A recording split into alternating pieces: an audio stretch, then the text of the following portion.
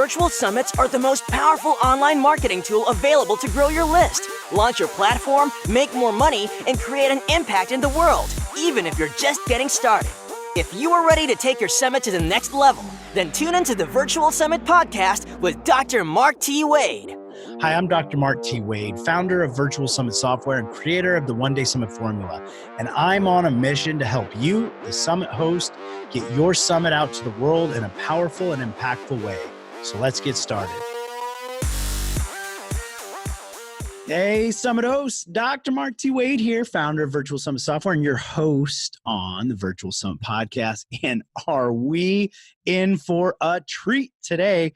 We are going to, for the first time on this podcast, be interviewing a sponsor, an ongoing sponsor, has sponsored multiple summits, but not just a sponsor. He's hosted some really cool, what we're going to call mini summits. We're going to get into that strategy as well.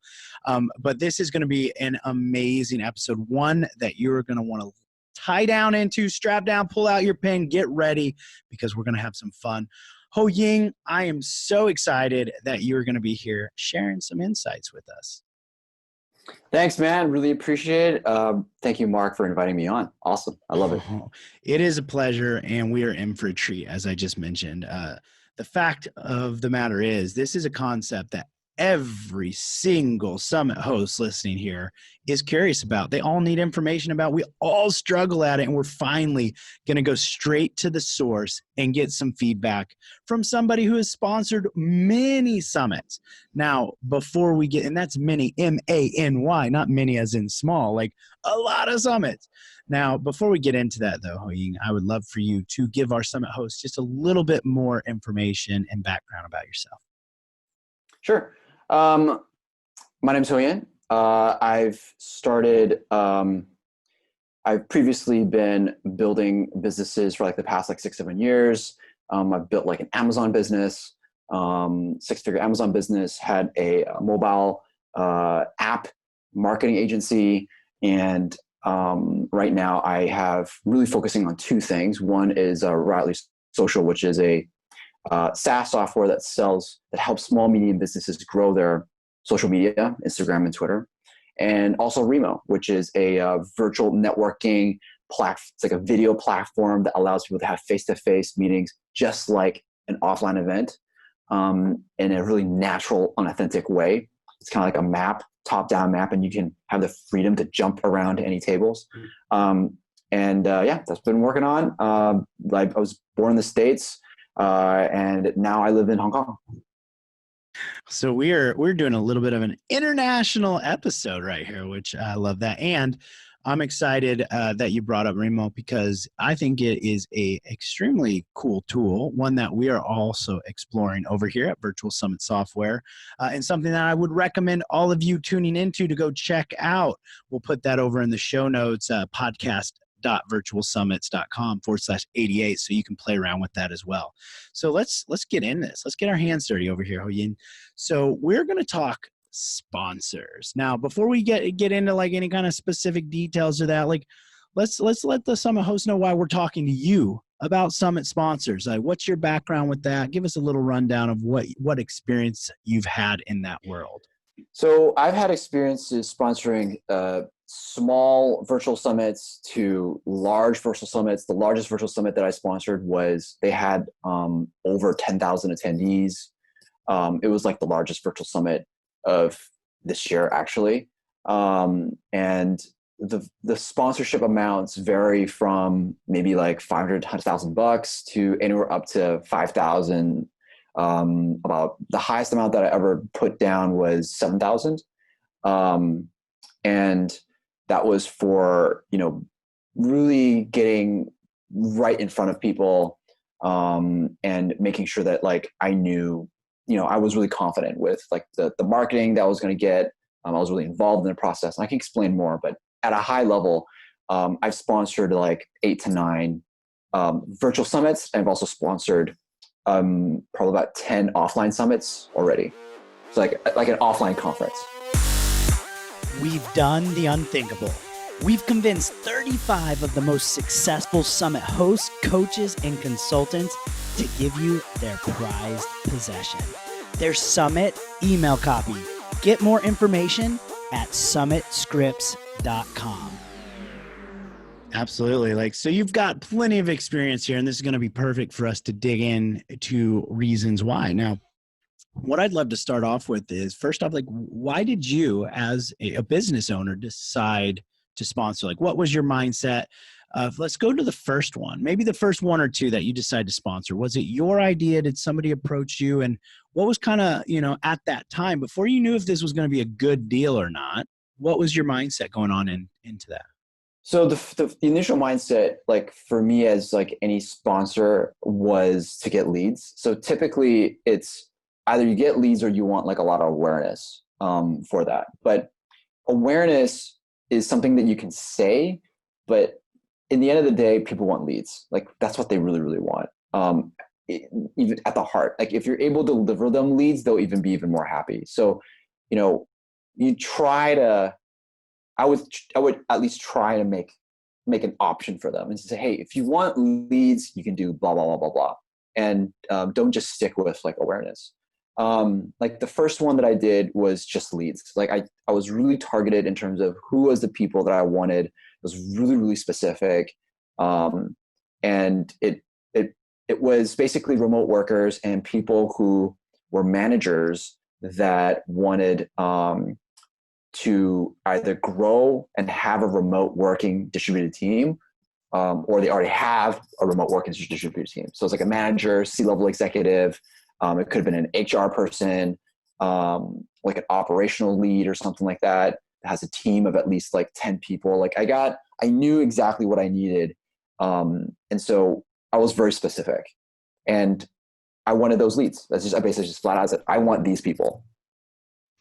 Well, that's really good to know. And I think that is the most common thing. We're wanting leads or sales, and leads turn into sales. So that's one of the most rational aspects. Now, when you decided, was this you reaching out to somebody to sponsor? How did you even know to sponsor a summit, for example? Well, a lot of summits have sponsors already. Their websites always talk about it. You always have websites that'll say become a sponsor somewhere. And so I looked at this summit, and there were some logos on there, and I was like, oh, maybe I could be one of those logos. So then in this case, I've already seen the summit before. And so this is the second time. So I still thought, okay, so I've been to it before. I've already seen the content. I didn't know who organized it. And then this time around, I try to reach out to that person. And it was really difficult to find this person, actually. It was not easy. I emailed him a bunch of times, and it just really didn't, we just couldn't, get to, reach him and have that conversation. But eventually we did. And and then we were able to kind of have that. So in this case, this specific case, I reached out. I love that. And so, and you bring up a great point there for those summit hosts listening in here. It is to your benefit to become a sponsor on your site. Okay. For I've sure. I know hand raised over here. I've had summits of mine that have not even had that listed. So this is really good information. You must, it's a must have. So with that, okay, is there a way, let's assume, you're interested, you're an interested party looking to sponsor. We're going to come at it from an interested party, then an unaware party. First, with the interesting party, when you're clicking on that become a sponsor, what are you looking for, Hanyan? What are you wanting to see that we should have on that information page? And like you just said, you couldn't even get in touch with the guy to literally give him money. What are a few pointers that you would give us to make sure we're doing? So I think you need to have the demographics, who's going to be there, the segmentation. If you have good segmentation, if you've done it more than once, you will have some segmentation. So sponsorships, in my opinion, may not necessarily, you may get some, you may not on their first try, but after your first try and you do it a second time, you should be able to get sponsors, in my opinion, because you have a lot of data about those people and you can start segmenting them. So that's what I asked for. I looked at it, and then I started asking for segmentation for the group that I wanted, and the numbers, and how can I get exposure to those people in a very, very specific and unique way. So for me, the way how I market things is I always want to be unique. I always want to be different. And that's how I market. That's how I do it. I don't want to do what everyone else is doing. I want to do something different. What else I was looking for was, the number of tiers of sponsors. Typically nobody puts the price of the sponsors. Nobody does that. So you at least having some sort of tier and who's already existing or who did it before, like your previous ones would be a good, just to know like who's what kind of crowd that you're with, like what are the logos of your peers. So this is a great point here, and this is social proof. It lets them know that you're credible. You've got at least something going on here. This is valid in lots of marketing, but for sure here as you're trying to grab sponsors. So we got demographic, we got the numbers. Like, what can we expect? Now, with those tiers, are you looking for what's available in that, or is that more of a hop on a call with me? What do you think is best? Like, cause I've seen it both ways. Like like I'm not going to put any information up there. You need to talk with me to become a sponsor, or, here's everything that's involved. Sometimes even the price. Like what's the goods and the bads with both of those options? What I meant by the tiers, I meant like just who is a gold, who's a platinum, who's like, then you kind of know what tiers are available and who's there. In terms of like what they have to provide, like I think, I don't know. Like, I think if there's more information, I think that's a good thing. But I think giving some information about your audience, your demographics is probably the best, because if the demographics is right and it hits, you don't need the pricing. Like people are going to come in and say, I want this segment. I want to talk to these people. Cause then it fits the actual demographic that they want. And the people that they want. And the key things is, you need to use the right keywords in your demographics, like entrepreneurs, small business owners, maybe people that have spent money before. That's a really good one. Like they have bought X, Y, and Z. They've bought Zoom. They've bought this. They've bought that. And you can get this data by giving a survey to them before and after your attendees, before and after, like, what have you bought? How much budget do you spend on marketing tools? How much budget do you spend on blah, blah, blah? That is extremely valuable, because if they say you have budget, then you can have a pie chart that says, 40% of people spend at least $2,000 to $3,000. That's money. That's money, man. And then if it's like 20 or 30% that don't spend money, we all don't want to talk to those people. Nobody wants to talk to those people, unfortunately, because that's not where the value is. And I love that you're being open and transparent here, because it's the truth and we need to say it, because the more we know about that, the better we can do at providing, one, from a host standpoint, a better opportunity for our sponsors, and two, delivering. I want to come back to that on how we deliver for our sponsors. But first, I want to talk about the different ways of being a sponsor. We've talked about paying, which is probably one of the most common, but there's probably other options. Like, can you talk us through some of the different options that you would be open to, and kind of when and why you would be open to those different variables? So, there's the way how I've typically sponsored is, one is financial. Two is I offer my product for free to them. So my product Remo is a product where a virtual summit can use. So I would offer that for free for them in exchange. So kind of like a services exchange. So I think those are probably the two main types I have been a part of. There's another one where you can do, which I do for my own summits. Or sometimes people do exchanges, like do media partners. I think everyone kind of knows this maybe, but you get media partners, people who have communities, and you get them to promote your event. In exchange, they'd be listed as a media partner or whatever you want on your website. And that helps increase attendees. Those are the only three that I've known so far. Yeah, I love that. And I've heard of, that the media partners also like in kind. So you're gifting a sponsorship position in exchange for essentially that attention, leads, exposure, promotions. Right. And just to circle back to what you were saying, for example, with Remo, for in how to like unpackage this for everybody is essentially if you have something that's of value that you can give to that summit, like in Ho Yin's example here, is he's got a software that they can actually use when they run their summits to host the meeting rooms and things like that.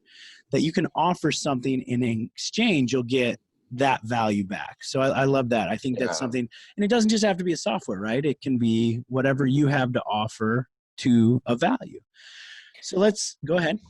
I think like, the way how I've done some of my summits in the past is like, I identify like, what are my costs, right? And then, so for example, maybe I need video to be edited. Maybe I need copy to be written. Maybe I need certain things to be done, right? And then what I would do is I just list out those categories that I might have to hire someone for, but instead I go around asking for sponsorships. So then I would ask, so this is more of like a cost reduction move, not necessarily like a financial, to get financial, but it's like a cost reduction. So for video editing, you can find someone who's done video editing and then you exchange services with them by putting them on here, give them a booth or something, give them something like to talk about, an exchange, and they do the video editing for you. So you use the individual line item of each service and you try to use them as sponsors to get them as sponsors to exchange the services for free. That is a genius maneuver right there. So again, any of the things you're going to need to do in your summit, offering either a spot on the summit or even potentially a sponsorship, depending on what it is, in exchange for their services. I love that. So we kind of briefly talked about this, but I want to circle back around it. Like for you as a sponsor, like when you're deciding, is this a good opportunity for me? Let's go with the paid sponsorship, because that's what most of us are thinking first off. Now, when you're looking at the opportunity, what do you expect? Like, what are you saying? I want leads, obviously, but how are you judging it? Leads maybe are the most important. What else is important? And how do you kind of decide as a sponsor whether this is a good opportunity or not? So for me, it's like, if I know my target segment is there and I know that there's enough of them there, then that kind of helps me justify it. So that's number one, that my target is there. Two is the amount of exposure that I get. And three is, and this is for me personally, I don't know if other sponsors look at this, but I think if you presented this to a sponsor, it would make you look really smart, I think. And three is, how does the attendees interact with the sponsor? So the targeting we've talked about, the exposure is something simple, like I become a speaker. But a speaker is great, you get education, but everyone's speaking. Like everyone's just gonna have a speaker. They may watch your topic, they may not. Okay, there's a logo on your website, great. Oh, maybe you give a discount code on the email, awesome. That's all kind of exposure driven, which is, there's nothing wrong with it, which is great. The third way is, how do you interact with the speakers in a really, really unique way? And this is something that I do personally as a sponsor. I don't know if all sponsors do this, but I think it'd be smart to offer this, especially to the big ones.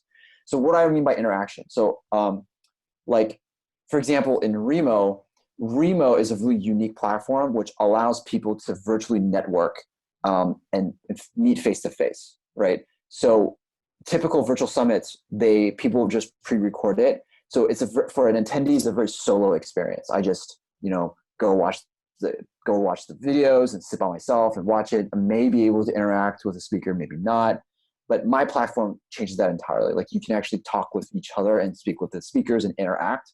So that level of deep interaction leaves better impressions and obviously like produces better leads and people talk about it. So that's one example. I'll give you another one. Another one is like you host like a more specific workshop. So you host like a Zoom workshop, several of them that you sponsor, and it could be on a Zoom call, and you have more one-on-one kind of feedback with them. And yeah, it does sound like a lot more work. But what it does is that when people look through the agenda, your name is shown more times in the agenda. You're not just, speaking, Hanyan speaking, Mark is speaking. It's Hanyan speaking, Hanyan workshop 1, Hanyan workshop 2. They're like, who's this guy? Like, why has he got so many workshops? and maybe it shows more of your face. So not only is it more exposure, but you're interacting with them in a different way that's unique. And you need to think of different ways to do that. Workshop is just another example how to do that. And I would request for this stuff. Like I might sponsor and be like, hey, I want to do more. I want to add more value to your attendees and to your virtual summit. That's what I say. And you can come up with more interesting ways. I'll share with you one more interaction, and that's for offline events. So for offline events, conferences, right? Sometimes the conferences don't give bags to their attendees. Sometimes they don't.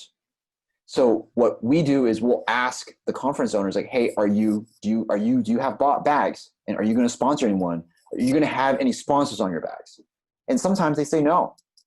And so I'm like, okay, if they say no, then what I do is I make my own bags.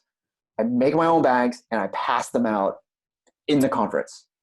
And within like 3 or 4 hours in the conference, everyone's holding my bag. And they're like, what's that company? Oh my gosh. Like, oh, and they come up to my booth and it's like, oh, what's your company? I've seen your bag everywhere. I'm like, oh yeah, my company does blah, blah, blah. I love that is because I don't even have to tell people about my company anymore. They're coming up to me because they're interested in what the heck this bag is. And it's just to gain interest, and that creates that interaction. Be sure to check out the speaker management tool inside your virtual summit software, which lets you quickly and easily recruit and manage your speakers on your virtual summit, literally eliminating hundreds of hours of work.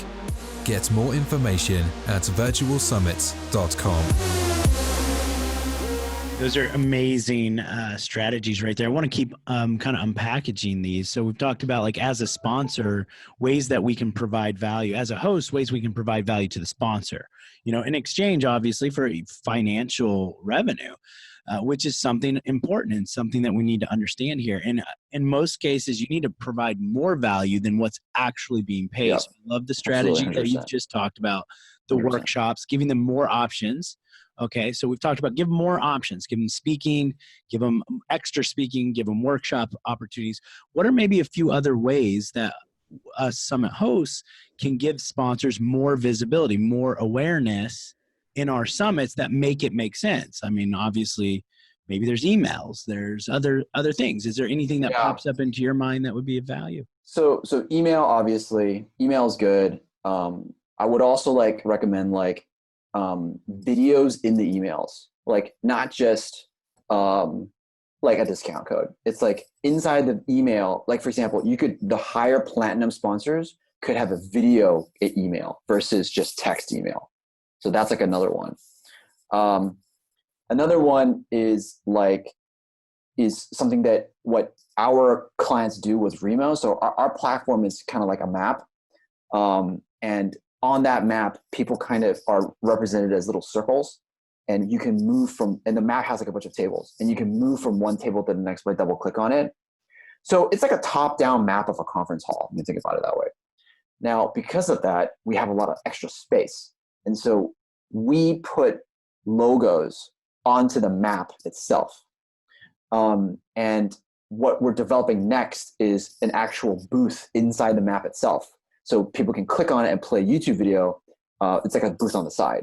And you can also click on a button that maybe download a PDF, download ebooks or whatever. And what's so amazing about that is because when people are engaging, they see the logo and they see the video and they interact with that during a time when you're actually talking to people and doing high engaging activities. And so that's something that we have customers already doing. Our clients are already doing. They're hosting virtual networking within virtual summits along with these extra things. We also have names on the table itself. So people are getting like sponsors from banks, like for small business. And it will say like sponsored by blah, blah, blah bank on that table. And you can tier up your sponsors. The just simple table names can be a lower price. Big logos can be a bigger price. A YouTube video is even more. I love that. Those are amazing strategies that makes sense to a sponsor. If you're providing them these opportunities, not just we're going to send out an email, like Hanyan said, which is something you should be doing. If you have sponsors, send out the emails about them, make them creative, like we were just saying, but also find other ways that you can give them exposure.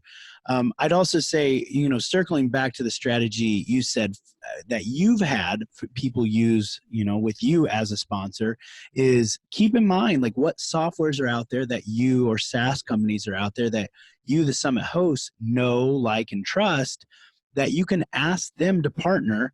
They come on as a sponsor, and then what I've seen happen, and we've done this before in the past as well as a sponsor, is give a certain amount of time of that SaaS or software away for free. And then once it rolls over into a paid membership or paid subscription, you as the summit host get affiliate commissions off of that as well. So lots of great strategies here. That's a win-win. The software gets, new clients, and that's a complete tangible ROI. And you as the summit host get a sponsor and recurring revenue.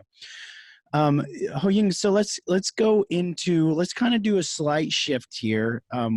These are amazing aspects when it comes to the sponsorships, and we'll probably circle back to this in just a moment, but I'd love to have just a little bit of time for you to talk about this unique concept that you've been doing with these mini summits. So why don't you talk us through what that strategy is and how you've used that in the past? So a mini summit, the way how we define it is basically, it could be like 1 or 2 days.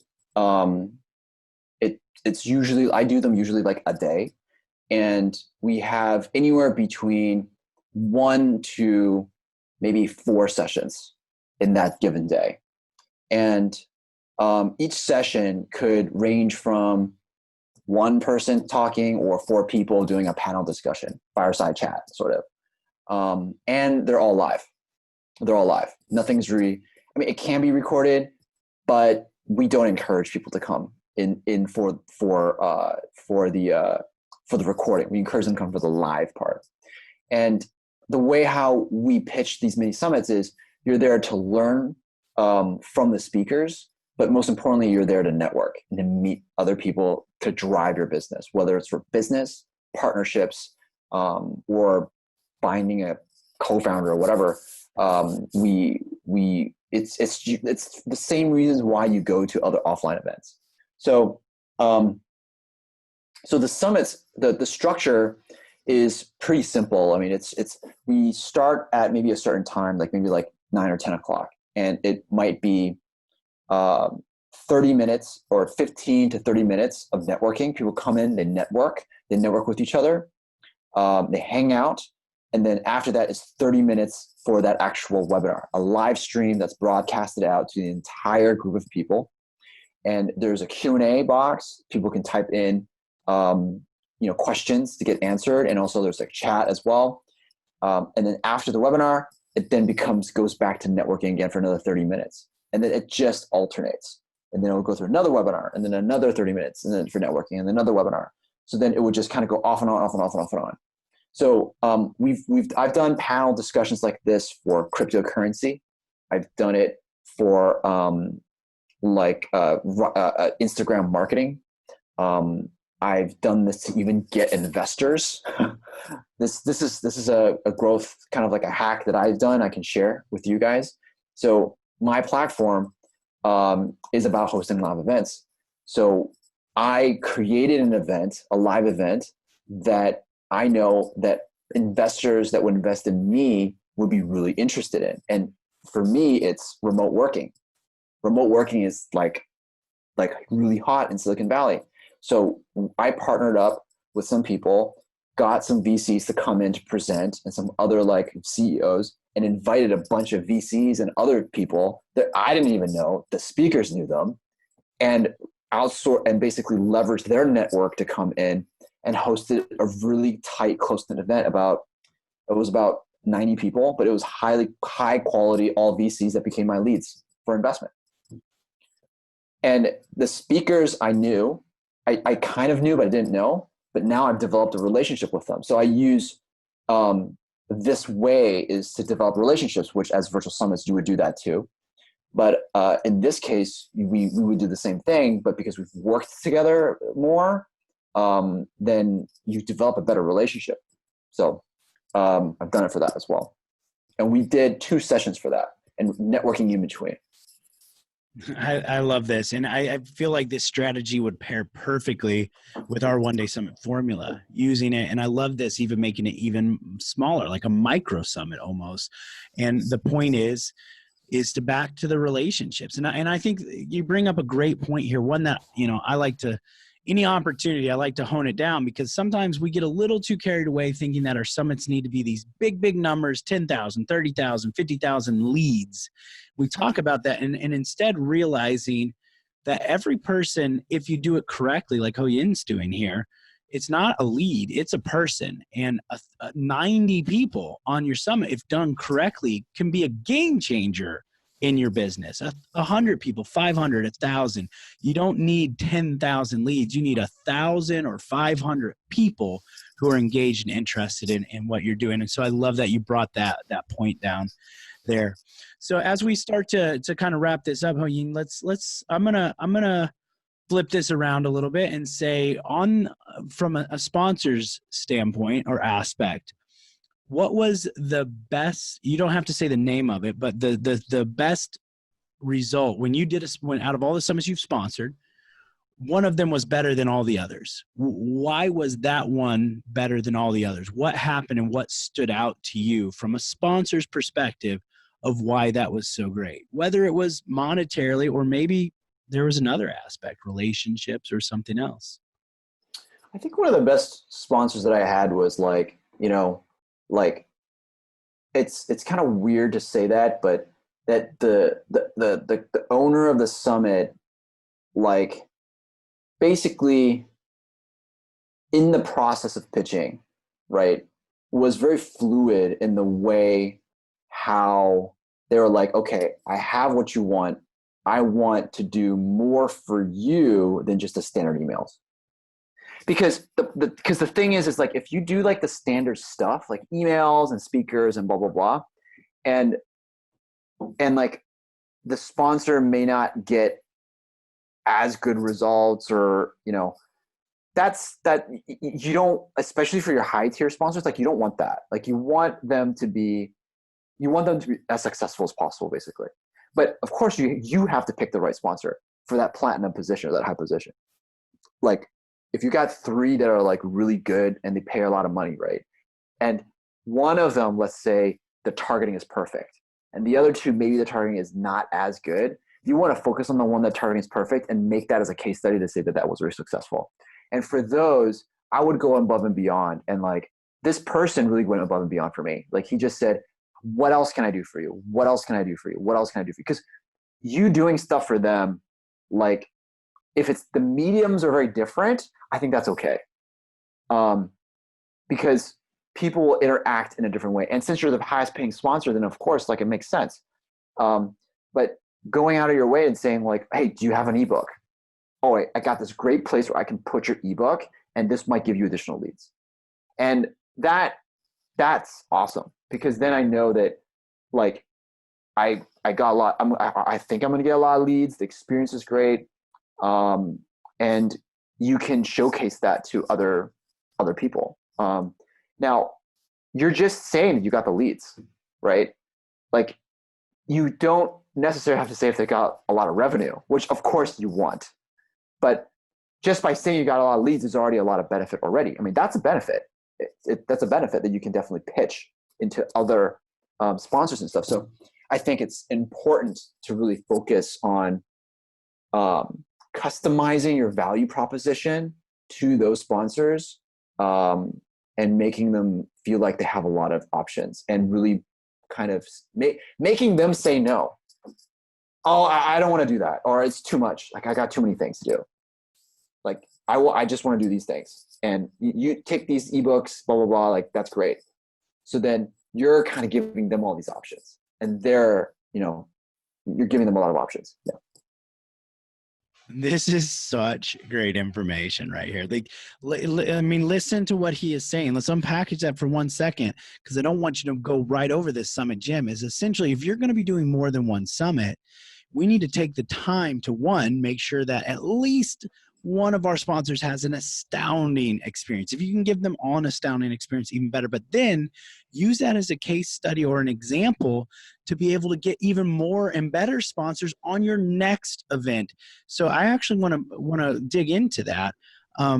How we can what would be the best way, as a host coming to you as a sponsor? Let's say we've provided a great experience. To get that feedback, can we ask for a testimony? What would you be willing to talk about? Like talk us through that aspect of it so that we could use this in the future. Yeah. I mean, like, first of all, you afterwards, you should definitely get a testimonial. You should definitely get a quote. You should definitely record some sort of interview through Zoom talking about their experience. You want hard numbers. Like, you want to get, like, I got X number of leads, or I got X number of revenue. How was the experience itself working with you? Some personal tidbits, and how it was like interacting with the attendees and the other speakers. So part of the reason why some speakers, they go, is to actually connect with the other speakers. At offline conferences, that's how it works. They have a speakers lounge,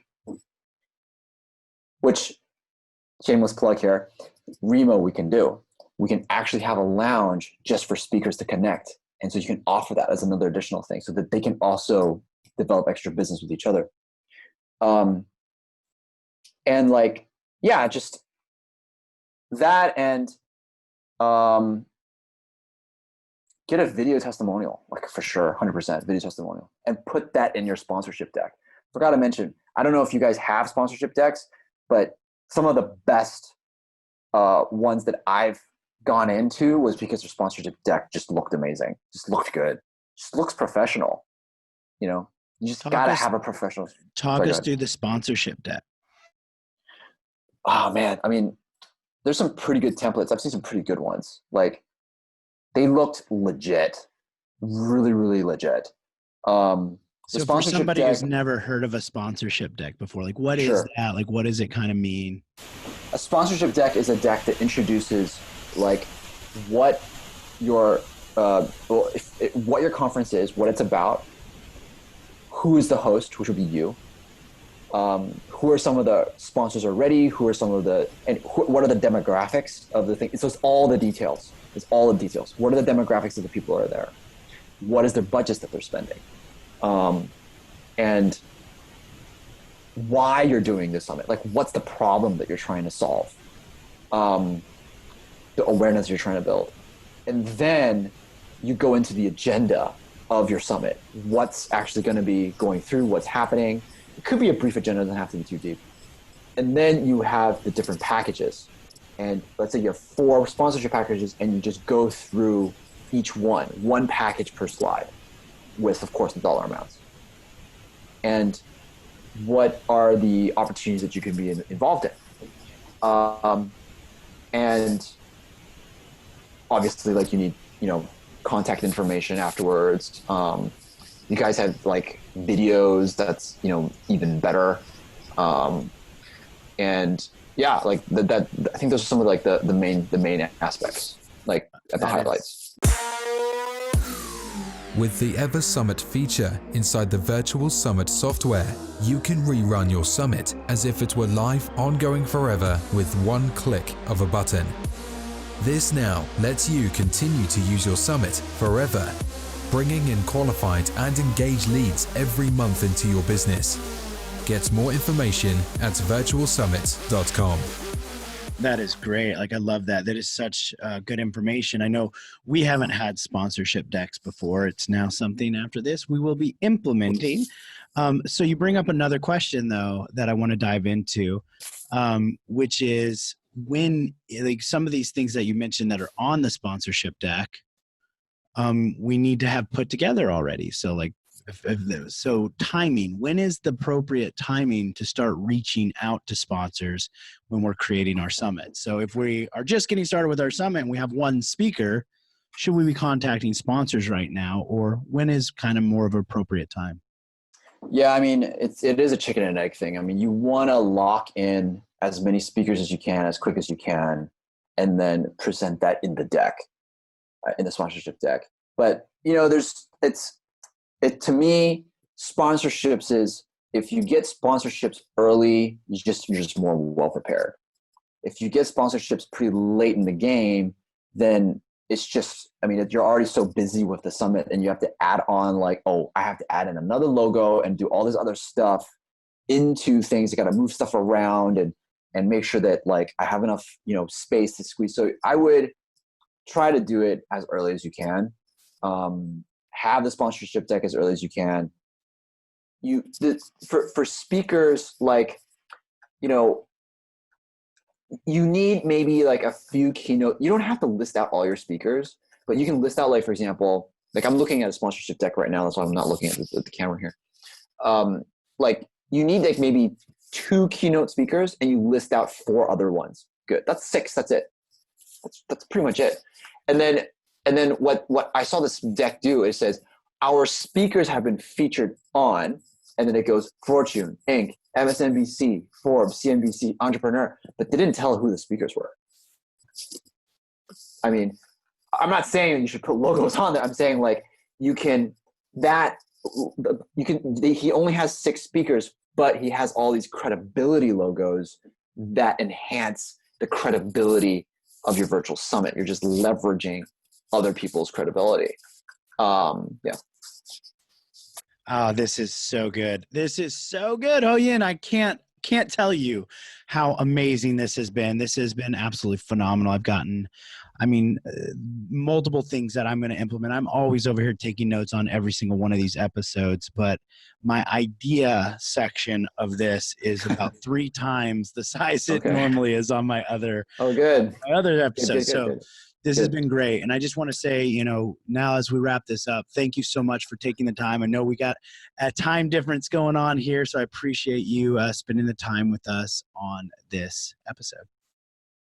No problem. Thank you. No, thank you for inviting me. I had a great time. It's awesome. Absolutely. And so I would love for you to, kind of close us out with one final parting piece of wisdom for our summit hosts. I think virtual summits is still a new thing. There's actually starting to be a lot of platforms that are showing up that are people that are looking for extra awareness, not necessarily just leads. And they're typically larger companies that might be interested in your niche, right? And creating a really professional sponsorship deck will go a long way. And I think sponsorships will become a really key element for virtual summits, and which is one of the reasons why Remo, we're going into that, is because we want to help summit hosts make more money. Simple as that. We want summit hosts to make more money. We want them to increase the additional revenues that they have, and our platform has been able to do that. So keep going on sponsorships, make professional sponsorship decks. We are actually producing a sponsorship deck template that you could potentially use. So I can definitely share that with Mark as well. And then maybe that might be some good content for your summit hosts. That is so amazing. We are definitely going to grab that from you, and we are going to put that over on the show notes, along with access to go connect with Hanyan and check out more about Remo, which I highly recommend you look at. Like I said, we've been playing around with it, and we absolutely love it. So make sure everybody checks that out over at the show notes, podcast.virtualsummits.com/88. Thanks again, Hanyan, for being here with us. It's been a blast. Thank you, Mark. Thanks. And thank you, all you summit hosts, for hanging out with me and Hanyan. This has been an absolute amazing opportunity. I'm Dr. Mark T. Wade, founder of Virtual Summit Software, your host here on Virtual Summit Podcast. And just remember, your message matters. So go out and make an impact in the world. Don't forget to check out those show notes over there to get all those goodies we just talked about. And we'll see you on the next episode. Thanks for listening. Now don't forget to subscribe and leave a 5-star review on the Virtual Summit Podcast. Head over to the show notes to check out all the links and resources from this episode, and be sure to grab your free trial of the Virtual Summit software. Now, I want to end this episode by saying to all the summit hosts listening right now, I believe in you, and you can do this. Summits are by far one of the most powerful ways to quickly grow your list, launch your platform, make more money, and most importantly, make an impact in the world, even if you're just getting started. So don't get caught up in analysis paralysis, because the world needs to hear your message, and there are people who are waiting for you to help them. So just get started, because imperfect action is always better than no action. Thank you, and see you on the next episode.